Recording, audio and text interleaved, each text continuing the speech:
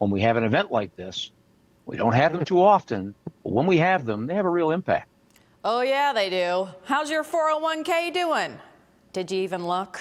Maybe you shouldn't. Chief investigative reporter Berkeley Brain talks to financial expert George Conboy. We look into how much your retirement funds have dropped since new tariffs sent shockwaves through the stock market. First, let's get to those numbers. A second day of big losses on Wall Street. The markets just closed.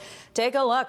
The Dow Jones down more than 2,200 points. The Nasdaq dropped 957, and the S&P 500 dropped 323 points. The market's facing their worst crisis since the COVID crash.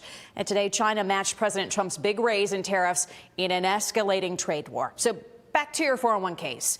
If you've checked yours lately, you probably saw a 10% drop just after the markets opened today. Chief investigative reporter Berkeley Brain asked people to share their losses. I'm not sure they wanted to. Burke, what are the numbers? Not good, Nikki. We asked people to go back to February 1st. One person told me $20,000 loss. Another said $30,000. Two people said more than $50,000. Two people told me they're too afraid to look. So I checked in with George Conboy at Brighton Securities. He reminds us that every circumstance and account is different, and every account holder is at a different stage in his or her life. But he says the drops have a financial and psychological impact. How much do you think people's 401ks have gone down since February 1st? Since Feb 1, on average, it's probably somewhere between 7 and 10%, Berkeley, depending on composition of an individual account. But on every single one of them, it's enough for people to take notice. What does that mean for people? It's going to vary depending on everyone's circumstance.